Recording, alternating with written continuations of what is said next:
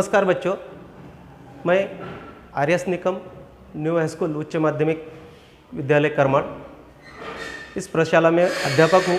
मैं आपको आज ऑनलाइन क्लास में इयत्ता 10वीं पहली इकाई जिसका नाम है भारत महिमा और इसके रचनाकार है जयशंकर प्रसाद, इनके बारे में जानकारी बताने वाला हूँ। तो सबसे पहले हम जयशंकर प्रसाद के बारे में जानकारी लेंगे। जयशंकर प्रसाद बहुमुखी प्रतिभा के धनी हैं। हिंदी साहित्य में इनको छायावाद का एक आधार स्तंभ माना जाता है। जयशंकर प्रसाद संस्कृत, पारसी, बांग्ला और अंग्रेज़ी इन भाषाओं पर उनका अच्छी तरह से प्रभाव था। अच्छी तरह से उन्होंने इन भाषाओं का ज्ञान प्राप्त किया था। इनका जन्म उत्तर प्रदेश वाराणसी में 1890 में हुआ है और उनकी मृत्यु 1937 में वाराणसी उत्तर प्रदेश में ही हुई है। इन्होंने नाटककार, कथाकार, कवि और उपन्यासकार के रूप में हिंदी साहित्य में अच्छा प्रभाव बनाया हुआ है। इनकी अगर रचनाएं हम देखेंगे तो हमारे भारत देश की जो गौरवशाली परंपरा है, ऐतिहासिक पात्रों को उन्होंने अपने साहित्य के माध्यम से हमारे सामने रखा हुआ है। अपने भारत देश की जो संस्कृति है, जो परंपरा है, जो गौरवशाली परंपरा है या गौरवशाली इतिहास है, वही इतिहास का दर्शन इनके साहित्य से होता है। प्रस्तुत कविता जो है यह एक गौरवगान है। प्रस्तुत कविता भारत महिमा ये जो है एक गौरवगान है, गौरव गीत है, गौरव गाथा है। अपने देश की संस्कृति की, अपनी परंपराओं का उन्होंने बखान करते हुए यह गौरव गीत लिखा हुआ है। इस कविता में कवि ने अपने देश और अपने देश की जो गौरवशाली स्वर्णिम अतीत है, उस अतीत का सजीव चित्रण किया हुआ है कि जब हम यह कविता पढ़ेंगे तो हमारी आँखों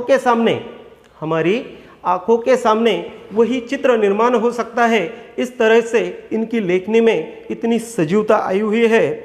कवि का कहना है कि हमें अपने देश की संस्कृति और परंपराओं पर गर्व करना चाहिए। अपनी जो महान संस्कृति है, महान परंपराएं हैं, उन परंपराओं पर हमें गर्व करना चाहिए। गर्व ही नहीं तो अपने आप को, इस परंपरा, इस संस्कृति पर निछावर कर देना चाहिए। इस तरह से निछावर करने के लिए हमें अपने आप को तत्पर होना चाहिए। पहले हम कविता पढ़ेंगे। हिमालय के आंगन में उसे किरणों का दे उपहार, उषा ने हंस अभिनंदन किया और पहनाया हीरक हार। जगे हम लगे जगाने विश्व, लोक में फैला फिर आलोक। योम तम पुंज हुआ तब नष्ट, अखिल संस्कृति हो उठी अशोक। विमल वाणी ने वीणा ली, कमल कोमल कर्ण में सप्रीत। सप्त स्वर सप्त सिंधु में उठे, छिड़ा तब मधुर साम संगीत। विजय केवल लोहे की नहीं, धर्म की रही धरा पर धूम। भिक्षु होकर रहते सम्राट, दया दिखलाते घर घर घूम। गोरी को दिया दया का दान, चीन को मिली धर्म की दृष्टि। मिला था स्वर्ण भूमि को रत्न, सील की सिंहल को भी सृष्टि। किसी का हमने छीना नहीं, प्रकृति का रहा पालना यही। हमारी जन्मभूमि थी यही, कहीं से हम आए थे नहीं। चरित थे पूत भुजाओं में शक्ति, नम्रता रही सदा संपन्न। हृदय के गौरव में था गर्व, किसी को देख न सके विपन्न। हमारे संचय में था दान, अतिथि थे सदा हमारे देव। वचन में सत्य, हृदय में तेज, प्रतिज्ञा में रहती थी टेव। वही है रक्त, वही है देश, वही साहस है, वही ज्ञान, वही है शांति, वही है शक्ति, वही हम दिव्य आर्य संतान। जहाँ तो सदा जिए तो सदा इसी के लिए, यही अभिमान रहे यह हर्ष। निचावर कर दे हम सर्वस्व, हमारा भारतवर्ष। ये जो प्रस्तुत कविता है, प्रस्तुत गौरव गीत है, इस गौरव गीत को हमने पढ़ा है। अब इसके बाद में हम इसका भावार्थ देखेंगे।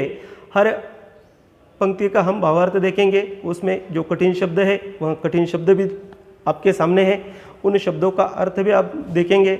हिमालय के आंगन में उसे किरणों का दे उपहार, उषा ने हंस अभिनंदन किया और पहनाया हीरक हार। प्रस्तुत पंक्तियों में उपहार इस शब्द का अर्थ है भेंट, उषा इस शब्द का अर्थ है सुबह का समय, अभिनंदन अभिवादन करना और हीरक हार हीरो का हार। तो कवि का कहना है, प्रस्तुत पंक्तियों में कवि कहते हैं कि जब सूर्य की पहली किरण आती है तो वह हिमालय के आंगन में आती है। सबसे हिमालय गिरिराज है, पर्वतों में सबसे बड़ा पर्वत हिमालय है, सबसे ऊंचा स्थान हिमालय है।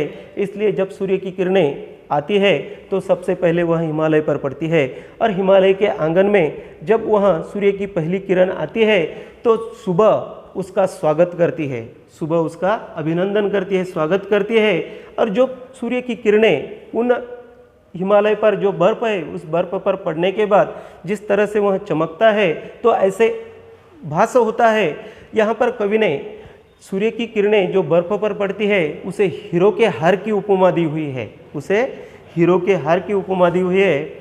अगली पंक्ति देखेंगे हम, जगे हम लगे जगाने विश्व, लोक में फैला फिर आलोक, व्योमतम पुंज हुआ तब नष्ट, अखिल संस्कृति हो उठी अशोक। प्रस्तुत पंक्तियों में कवि कहते हैं कि जगे हम, नींद में से नहीं जगे हम, तो जो ज्ञान है वह ज्ञान हमें मिला, जो ज्ञान था वह ज्ञान हमें मिला। जब वह ज्ञान हमें मिला तो सिर्फ हमने हम तक ही सीमित नहीं रखा, तो सारे विश्व को वह ज्ञान दिया, सारे विश्व में वह ज्ञान फैलने लगा। फिर लोक में फैला फिर आलोक। आलोक इस शब्द का शोक रहित, आलोक इस शब्द का अर्थ है प्रकाश। आलोक इस शब्द का अर्थ क्या है? प्रकाश। तो ये जो ज्ञान का प्रकाश है वह ज्ञान का प्रकाश सारे विश्व में फैलने लगा। योमतम, योमतम, तम इस शब्द का अर्थ है अंधेरा और योम शब्द का अर्थ है आकाश। कि जिस तरह से आसमान में काले बादल आते हैं और काले बादल आने के बाद अंधेरा दिखाई देता है, उसी तरह से जब हमें ज्ञान नहीं था तो हम एक अज्ञान के अंधकार में थे। तो जिस तरह से यहाँ हमें ज्ञान मिला वह ज्ञान विश्व को हम देने लगे, तो चारों ओर जिस तरह से आकाश में काला बादल आने के बाद अंधेरा छा जाता है, उसी तरह ज्ञान आने के बाद ये जो अज्ञान था वह अज्ञान नष्ट हो गया। अखिल संस्कृति हो उठी अशोक। अशोक इस शब्द का अर्थ है शोक रहित, या जिसे किसी भी तरह का शोक नहीं है, ऐसा अशोक। तो सारी संस्कृति इस ज्ञान से, दुख से दूर हो गई। जो दुख था, जो अंधेरा था, वह अंधेरा हट गया। विमल विनाने वाणी ने विनाली, कमल कोमल कर में सप्रीत, सप्त स्वर सप्त सिंधु में उठे, छिड़ा तब मधुर साम संगीत। विमल वाणी ने, वाणी इस शब्द का अर्थ है विद्या। वाणी इस शब्द का अर्थ है विद्या। वीणा एक संगीत का साधन है। जो विद्या की देवी सरस्वती है, उस सरस्वती के हाथ में वह वीणा होती है, और वह वीणा सरस्वती देवी ने अपने कोमल हाथों में उस वीणा को धारण किया। कैसे? सप्रीत। सप्रीत शब्द का अर्थ है प्रेम पूर्वक। सप्रीत शब्द का अर्थ है प्रेम पूर्वक अपने हाथों में वह वीणा धारण की। और जब वह वीणा धारण की तो उस वीणा को जब वह संगीत निकलने लगा तो सप्त स्वर सप्त सिंधु में उठे। सप्त स्वर कहाँ उठे? सप्त स्वर, 7 स्वर। सप्त सिंधु, 7 नदियों का प्रदेश, जहाँ हमारी आर्य संस्कृति निर्माण हुई। जिस नदी के किनारे पर, जिस नदी के साथ जो अन्य नदियाँ थी, 7 नदियों का समूह, उस सिंधु नदी, तो वहाँ पर ये 7 स्वरों का संगीत शुरू हुआ। और तब जाकर हमारी हिंदू संस्कृति ने हमें 4 वेद दिए हुए हैं, ऋग्वेद, अथर्ववेद, सामवेद।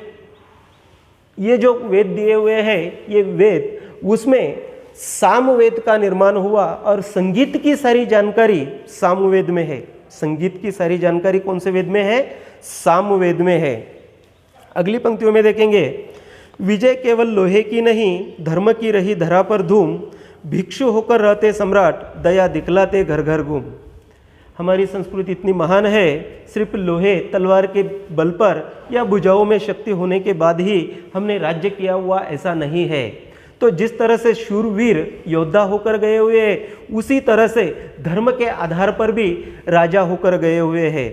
गौतम बुद्ध और सम्राट अशोक, इसका हम उत्तम उदाहरण दे सकते हैं कि गौतम बुद्ध के पास एक राज परिवार में उनका जन्म हुआ था, राज परिवार से थे, परंतु मनुष्य के जीवन में दुख है, और इस दुख का कारण ढूंढने के लिए उन्होंने राजपाट छोड़ दिया और एक सन्यासी का रूप धारण किया। उसी तरह से सम्राट अशोक ने भी अपनी भुजाओं के बल पर सारे भारतवर्ष पर जीत प्राप्त की थी, परंतु अंत में जो रक्तपात, कलिंग युद्ध में जो रक्तपात देखा था, उसके बाद उनका मन परिवर्तन हुआ और उन्होंने गौतम बुद्ध ने जो धर्म का ज्ञान दिया था वही ज्ञान वह लोगों को भिक्षु के रूप में देने लग गए। भिक्षु होकर रहते सम्राट दया दिखलाते घर घर घूम, और घर घर घूमकर उन्होंने उस धर्म का प्रचार और प्रसार किया। गोरी को दिया दया का दान, चीन को मिली धर्म की दृष्टि, मिला था स्वर्ण भूमि को रत्न, सील की सिंहल को भी सृष्टि। प्रस्तुत पंक्तियों में गोरी इस शब्द का अर्थ है यौवन साम्राज्य का प्रमुख मोहम्मद घौरी। जब मोहम्मद घौरी ने हिंदुस्तान पर आक्रमण किया था तो पृथ्वीराज चौहान ने उसे कई बार हराया था और हराने के बाद उसे जीवदान दिया था, जीवित छोड़ दिया था। तो हमारी संस्कृति इतनी महान है कि हमने किसी को पराभूत करने के बाद भी हम उसे जीवदान देते हैं, उसे जीवित छोड़ देते हैं, अभय दे देते हैं। इतना ही नहीं तो जो बौद्ध धर्म की स्थापना हमारे देश में हुई, उस धर्म को, चीन को उसी धर्म की दृष्टि मिली, चीन को धर्म का ज्ञान मिला था स्वर्ण भूमि को रत्न। स्वर्ण भूमि ब्रह्मदेश, स्वर्ण भूमि ये शब्द ब्रह्मदेश के लिए इस्तेमाल किया हुआ है, तो स्वर्ण भूमि को भी रत्न मिला था। गौतम बुद्ध ने ये बौद्ध धर्म में जो त्रिरत्न बताए हुए हैं वह त्रिरत्नों का ज्ञान ब्रह्मदेश को मिला था।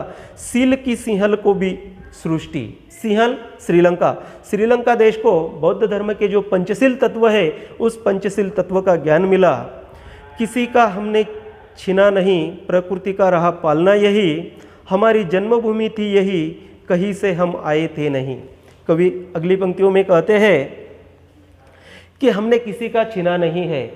हमारी संस्कृति इतनी महान है, इस संस्कृति ने जो कुछ हमें बताया वह किसी का छीनने के लिए नहीं बताया, किसी का छीनना यह ज्ञान हमें मिला नहीं है। हम यही जो प्रकृति से हमें मिला हुआ है, जो सृष्टि से हमें मिला हुआ है, वहीं पर हम उसे ही हम संभाल रहे हैं। ये हमारी जन्मभूमि है, यहाँ पर ही हमारा जन्म हुआ है, कहीं से भी हम आए नहीं है। अगली पंक्तियों में कवि कहते हैं, चरित थे पुत भुजा में शक्ति, नम्रता रही सदा संपन्न, हृदय के गौरव में था गर्व, किसी को देख न सके विपन्न। अगली पंक्तियों में पुत इस शब्द का अर्थ है पवित्र। हमारा चरित्र कैसा है? पवित्र है। हमारी भुजाओं में शक्ति है, हमारी भुजाओं में शक्ति है, हमारा चरित्र पवित्र है, फिर भी नम्रता है हम में, फिर भी क्या है? नम्रता है। जिसमें नम्रता होती है वह झुक जाता है, जिसमें नम्रता होती है वह झुक जाता है। हृदय के गौरव में था गर्व, किसी को भी देख न सके विपन्न। विपन्न इस शब्द का अर्थ है गरीब, विपन्न इस शब्द का अर्थ है गरीब। हृदय में गौरव का गर्व है, फिर भी हम किसी को दुख या गरीबी इस भाव से देख नहीं सकते या उसको हम देख नहीं सकते, उसके लिए हम सदा नम्रता से मदद करने के लिए तैयार रहते हैं।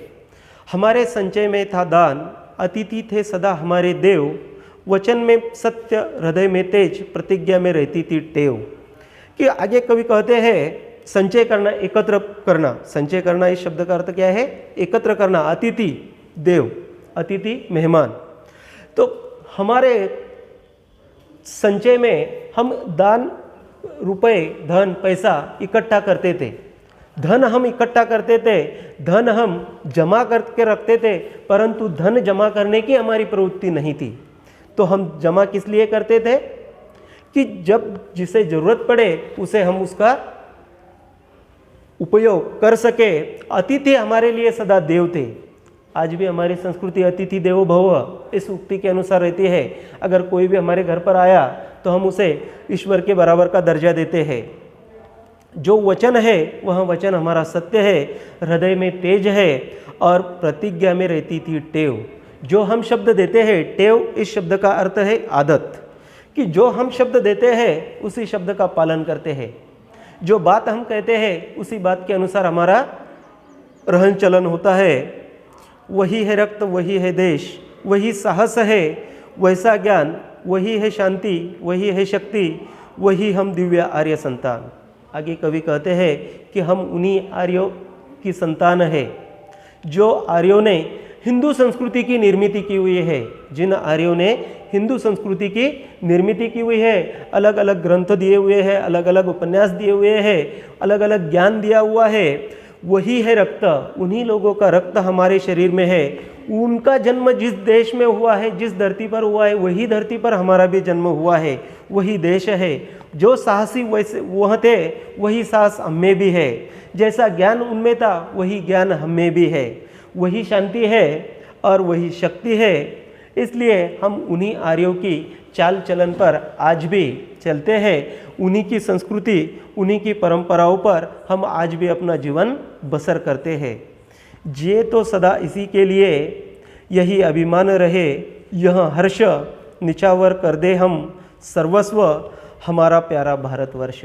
अगली पंक्तियों में कवि कहते हैं कि जिए तो सदा इसी के लिए। इतनी महान परंपरा, इतनी महान संस्कृति हमारे देश की है और इस जन्मभूमि, इस धरती पर हमारा जन्म हुआ है। इतनी महान धरती पर हमारा जन्म हुआ है, इसलिए सदा इसी जन्मभूमि के लिए जीना चाहिए। इसका हमें अभिमान होना चाहिए। इतना ही नहीं, हर्ष होना चाहिए। अपने आप को, अपना सर्वस्व, जो कुछ अपने पास है वह सर्वस्व इस धरती पर अर्पण करने के लिए या इस भारतवर्ष पर अर्पण करने के लिए हम सदा तत्पर होना चाहिए। यही हमारा प्यारा भारतवर्ष है।